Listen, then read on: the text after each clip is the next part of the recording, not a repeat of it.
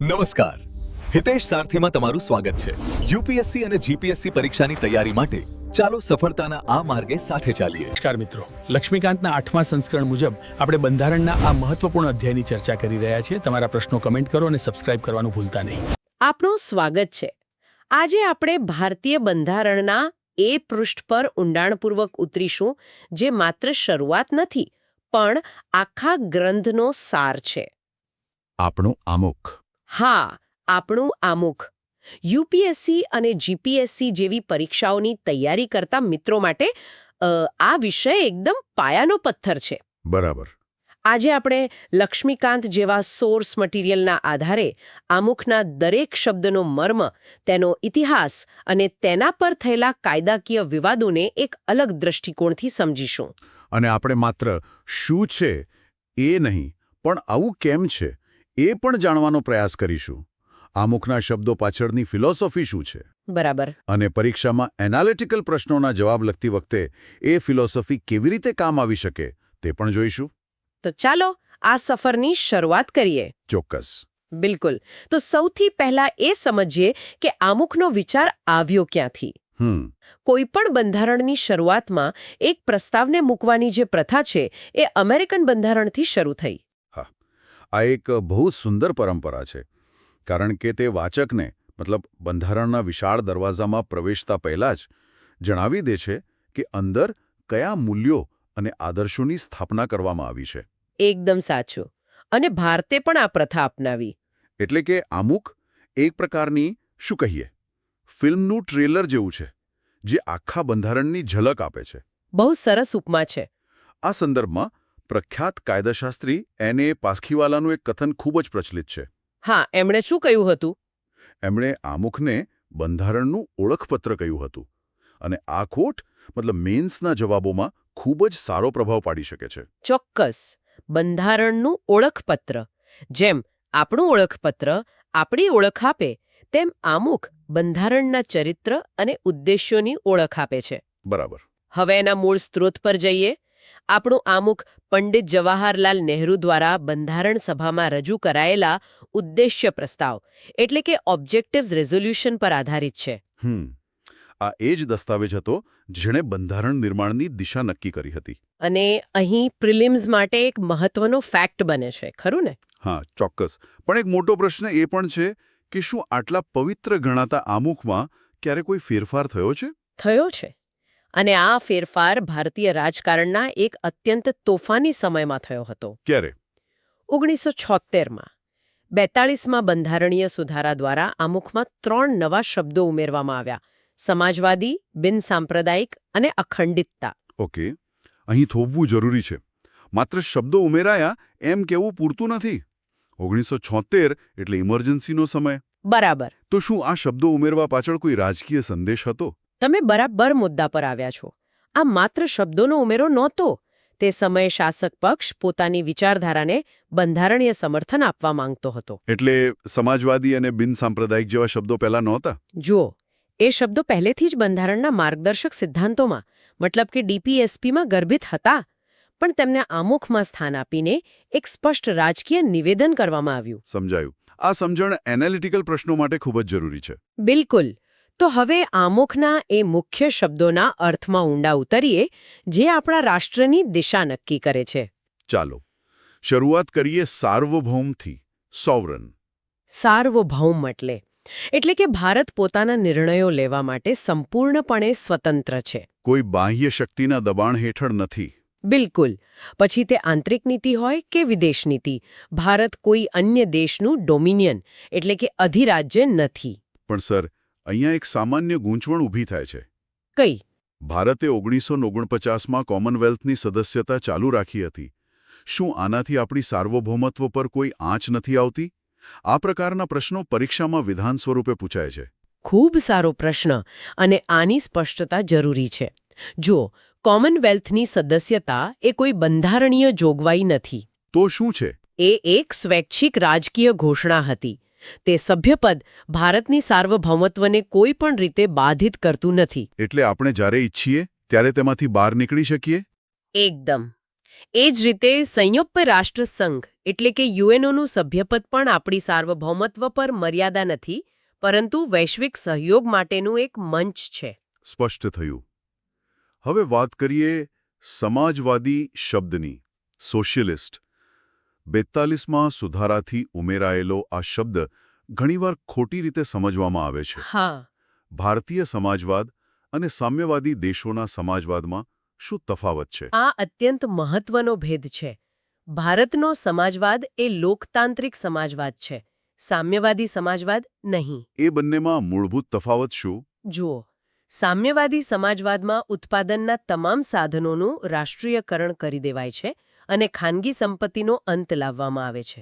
જ્યારે ભારતમાં ભારતીય મોડેલ મિશ્ર અર્થતંત્રમાં માને છે, જ્યાં જાહેર અને ખાનગી બંને ક્ષેત્રો સહઅસ્તિત્વ ધરાવે છે. સુપ્રીમ કોર્ટે પણ કહ્યું છે કે ભારતીય સમાજવાદનો મુખ્ય હેતુ ગરીબી, અજ્ઞાનતા, રોગ અને તકની અસમાનતાને દૂર કરવાનો છે. એટલે એ ગાંધીવાદી અને માર્ક્સવાદી વિચારોનું મિશ્રણ થયું? હા, પણ એમાં ઝોક ગાંધીવાદ તરફ વધુ છે. સંદર્ભ અલગ છે. પશ્ચિમી દેશોમાં સેક્યુલરિઝમનો અર્થ છે રાજ્ય અને ધર્મ વચ્ચે સંપૂર્ણ વિચ્છેદ. હા. શું ભારતમાં પણ આવું જ છે? ના, બિલકુલ નહીં. આ જ તો ભારતીય બંધારણની સુંદરતા છે. પશ્ચિમી બિનસાંપ્રદાયિકતા એક નકારાત્મક અવધારણા છે, જ્યાં રાજ્ય ધર્મથી સંપૂર્ણપણે દૂર રહે છે. અને ભારતની? ભારતની બિનસાંપ્રદાયિકતા સકારાત્મક છે.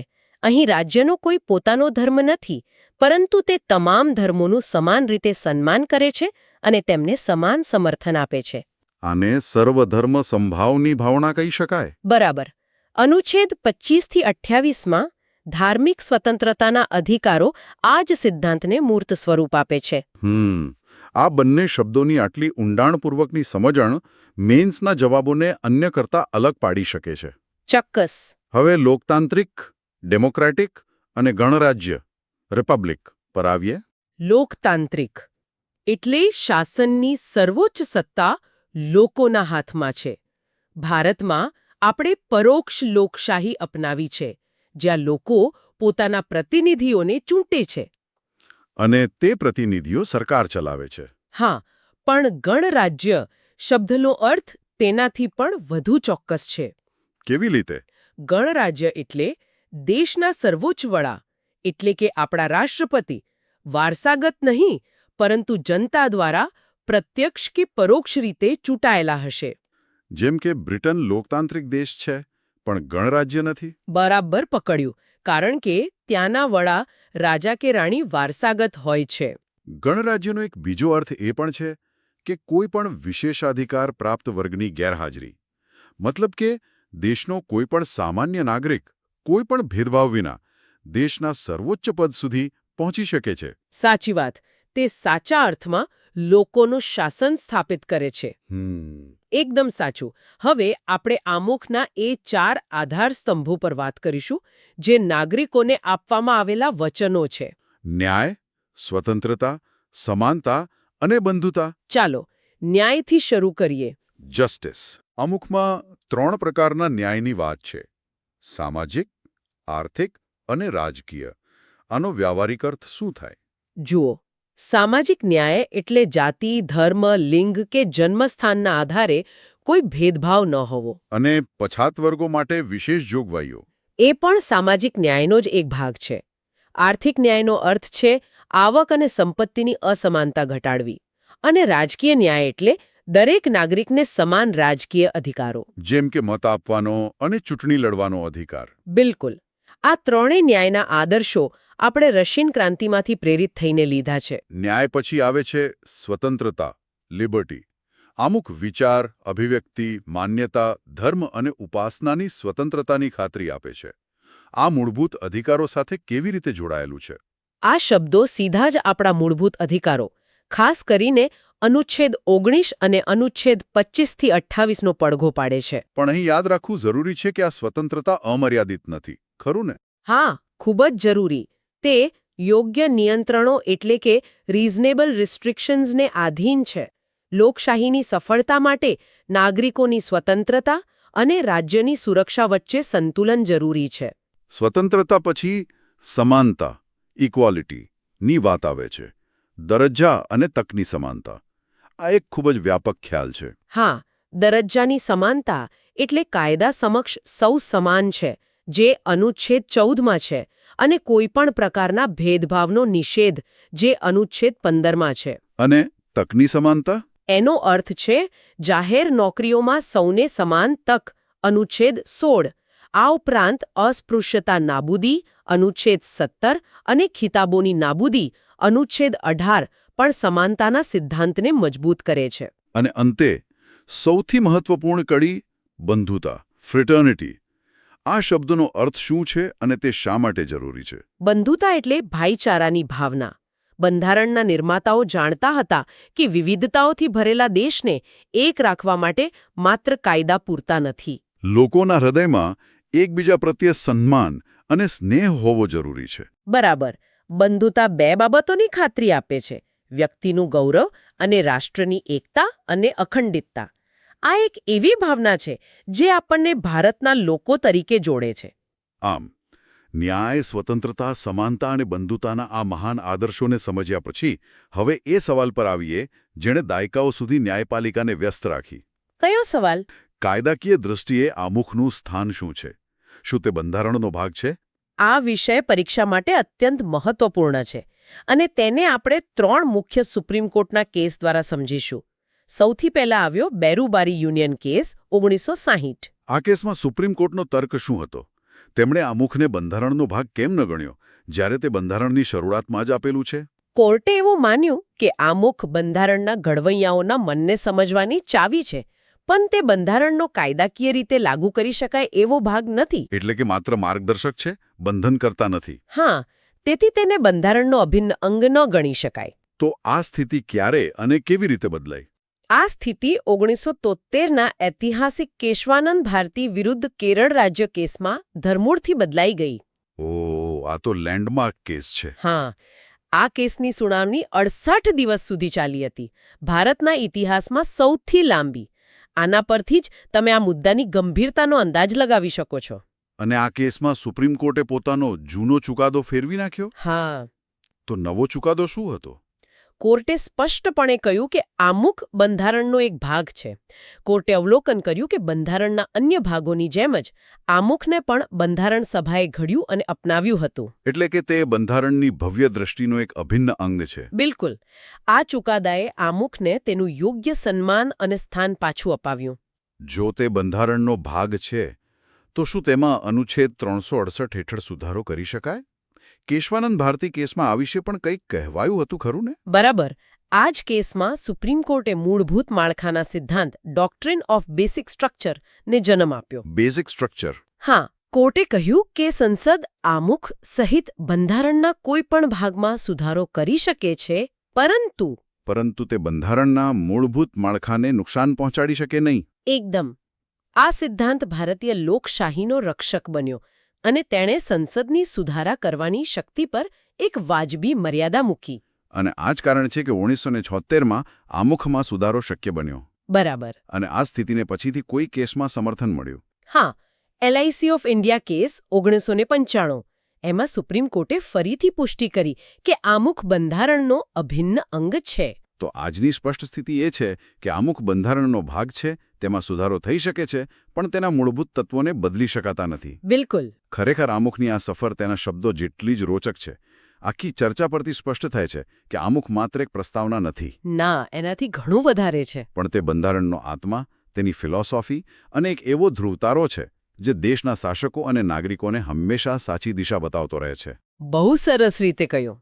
જ્યારે પણ આપણે ભારતના લોકો વાક્ય વાંચું છું, ત્યારે મને હંમેશા એ વાતનો અહેસાસ થાય છે કે આપણા બંધારણ નિર્માતાઓએ સત્તાનો અંતિમ સ્ત્રોત કોઈ રાજા, સરકાર કે સંસદને નહીં, પણ સામાન્ય જનતાને બનાવ્યો છે. હા, અને આ વિચાર જ કેટલો ક્રાંતિકારી છે. આ ચર્ચાએ આમુખને સમજવાનો એક નવો દૃષ્ટિકોણ આપ્યો છે.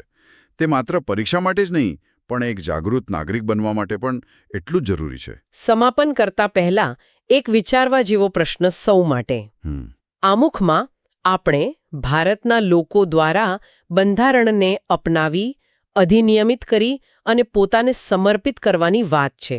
આનો અર્થ એ છે કે બંધારણના રક્ષણ અને તેના મૂલ્યોને જીવંત રાખવાની અંતિમ જવાબદારી પણ આપણી એટલે કે લોકોની છે. સાચી વાત. તો પ્રશ્ન એ છે કે એક નાગરિક અને ભાવિ અધિકારી તરીકે આપણે રોજિંદા જીવનમાં અને શાસનમાં બંધારણના આ આદર્શોને કેવી રીતે મજબૂત કરી શકીએ જેથી તે માત્ર પુસ્તકોના પાના પર જ નહીં પણ સમાજના કણકણમાં જીવંત બને. આ પ્રશ્ન પર સૌએ વિચારવા જેવું છે. આપનું સ્વાગત છે. આજે આપણે એક સફર પર નીકળીશું. આ સફર શરૂ થાય છે લગભગ 18મી સદીમાં, જ્યારે એક વ્યાપારી કંપનીને કાબૂમાં લેવા માટે એક નાનકડો કાયદો બન્યો અને એ સફર આપણને લઈ જશે આજના ભારત સુધી, જ્યાં દુનિયાના સૌથી મોટા લોકતંત્રના આત્માની રક્ષા કરતો એક શક્તિશાળી સિદ્ધાંત મોજૂદ છે.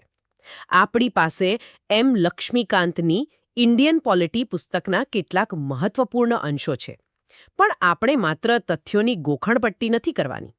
આપણે ભારતના શાસનની આખી કહાણીને સમજવી છે. બિલકુલ. આજે આપણો હેતુ એ સમજવાનો છે કે આ નિયમો અને કાયદાઓ કેમ બન્યા, એની પાછળની વિચારસરણી શું હતી. કેમ કે સિવિલ સર્વિસની પરીક્ષામાં હવે શું થયું એના કરતાં કેમ થયું અને એની અસર શું થઈ એના પર વધુ ભાર મુકાય છે.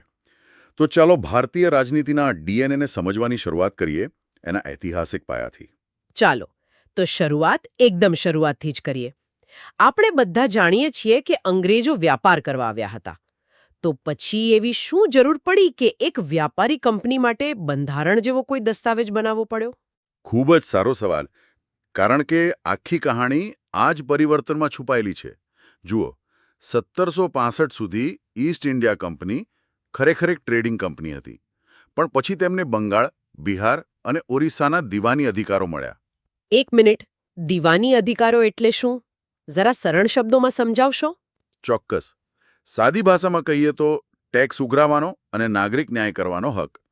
અહીંથી કંપની વેપારી મટીને શાસક બની ગઈ. અને આ શક્તિ મતલબ કે બેલગામ હતી. કંપનીના અધિકારીઓ એટલો ભ્રષ્ટાચાર કરી રહ્યા હતા કે કંપની પોતે દેવામાં ડૂબી રહી હતી.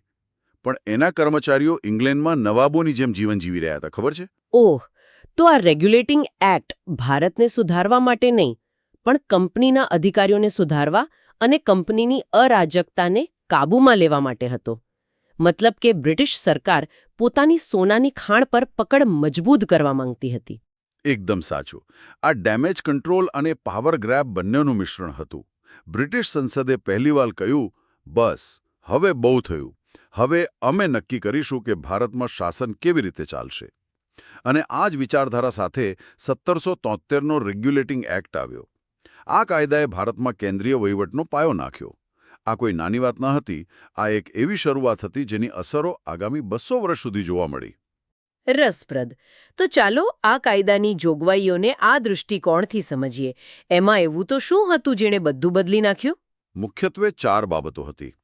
પહેલું, બંગાળના ગવર્નરને ગવર્નર જનરલ ઓફ બંગાળ બનાવવામાં આવ્યા. આ માત્ર પદવી બદલવાનો ખેલ ન હતો. આ ભારતમાં સત્તાનું એક કેન્દ્ર બનાવવાનો પ્રયાસ હતો, જે સીધો લંડનને જવાબદાર હોય. બીજું, બોમ્બે અને મદ્રાસના ગવર્નરોને એના હાથ નીચે મૂકી દેવામાં આવ્યા. જાણે કે અલગ અલગ બ્રાન્ચ મેનેજરોને એક નવા સીઈઓને રિપોર્ટ કરવાનું કહેવામાં આવ્યું હોય. હા, બરાબર. એટલે કે વિકેન્દ્રીકરણનો અંત અને કેન્દ્રીકરણની શરૂઆત. બરાબર. ત્રીજું, કલકત્તામાં સુપ્રીમ કોર્ટની સ્થાપના. હવે આ સાંભળવામાં બહુ સારું લાગે છે, પણ શરૂઆતમાં એનાથી ભારે ગૂંચવણ ઊભી થઈ. કોનો કાયદો ચાલશે, કંપનીનો કે સુપ્રીમ કોર્ટનો? આ એક સત્તાનો સંઘર્ષ હતો. અને ચોથો અને સૌથી મહત્વનો મુદ્દો, કંપનીના કર્મચારીઓ પર ખાનગી વેપાર અને ભેટ સોગાતો લેવા પર પ્રતિબંધ. આ સીધો ભ્રષ્ટાચાર પર પ્રહાર હતો. આ બ્રિટિશ સરકારનો સ્પષ્ટ સંકેત હતો કે હવેથી કંપનીના હિતો બ્રિટિશ સામ્રાજ્યના હિતોને આધીન રહેશે. તો જો કોઈ ઉમેદવાર મેન્સ પરીક્ષામાં આના પર જવાબ લખી રહ્યો હોય તો માત્ર જોગવાઈઓની યાદી બનાવવાને બદલે તેની પાછળના ઉદ્દેશ્યો પર ફોકસ કરવું જોઈએ, જેમ કે સંસદીય નિયંત્રણની શરૂઆત, કેન્દ્રીય વહીવટનો પાયો અને ભ્રષ્ટાચારને નાથવાનો પ્રયાસ. એકદમ સાચું. પ્રિલિમ્સ માટે તમને પૂછાઈ શકે કે પ્રથમ ગવર્નર જનરલ કોણ હતા? Lord Warren Hastings. હા. અથવા સુપ્રીમ કોર્ટની સ્થાપના કયા કાયદા હેઠળ થઈ? પણ મેઇન્સ માટે તમારે આ ઘટનાઓના ઊંડાણમાં જવું પડશે. તમારે બતાવવું પડશે કે આ કાયદો ભારતના બંધારણીય વિકાસનો પાયાનો પથ્થર કેમ ગણાય છે. તો 1773માં જે કેન્દ્રીય માળખાનું બીજ રોપાયું હતું તે 1950 સુધીમાં એક વિશાળ વૃક્ષ બની ગયું. પણ આપણા બંધારણ નિર્માતાઓ સામે એક મોટો પડકાર હતો, ખરું ને? તેમણે એક મજબૂત કેન્દ્ર અને રાજ્યોના અધિકારો વચ્ચે સંતુલન સાધવાનું હતું. આ જ વાત આપણને ભારતીય બંધારણની અનોખી લાક્ષણિકતા તરફ દોરી જાય છે. બિલકુલ. અને આ જ કારણ છે કે ભારતીય બંધારણને સમજવું આટલું રસપ્રદ છે. તે કોઈ એક મોડેલની કોપી નથી, પણ દુનિયાભરના બંધારણોમાંથી શ્રેષ્ઠ તત્વો લઈને બનાવેલું એક અનોખું મિશ્રણ છે. જેમ કે તે વિશ્વનું સૌથી લાંબુ લેખિત બંધારણ છે. તે કઠોર પણ છે અને લવચિક પણ. કેટલાક ફેરફાર સરળતાથી થઈ શકે છે, તો કેટલાક માટે લગભગ અશક્ય જેવી પ્રક્રિયા છે. મને સૌથી વધુ રસ એ અર્ધસંઘીય એટલે કે ક્વાઝી ફેડરલ વ્યવસ્થામાં છે. આ શબ્દ થોડો ગૂંચવણભર્યો લાગે છે. આપણે રાજ્યોનું સંઘ છીએ, પણ કેન્દ્ર સરકાર પાસે ઘણી વધારે શક્તિ છે.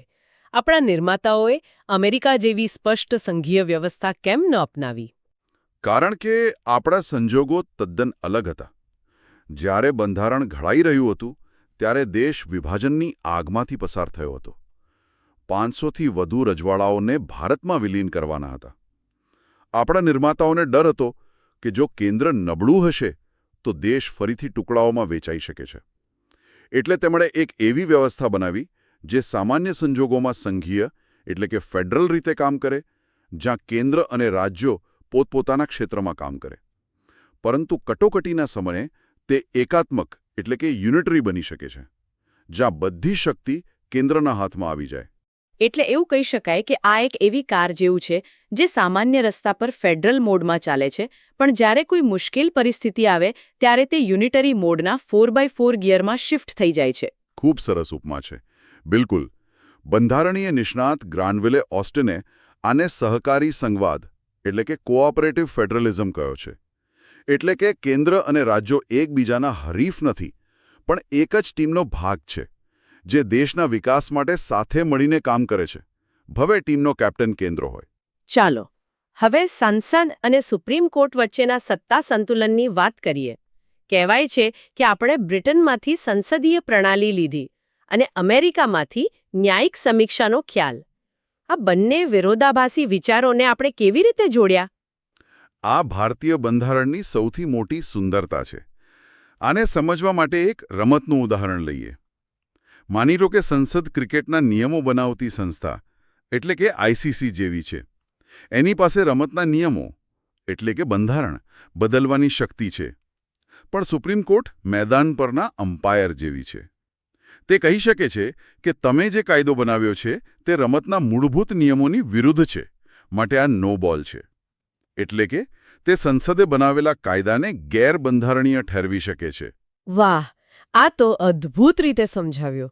તો અમ્પાયર એટલે કે સુપ્રીમ કોર્ટ પોતે નિયમો નથી બનાવી શકતી, પણ તે ખાતરી કરે છે કે રમત નિયમો મુજબ જ રમાય.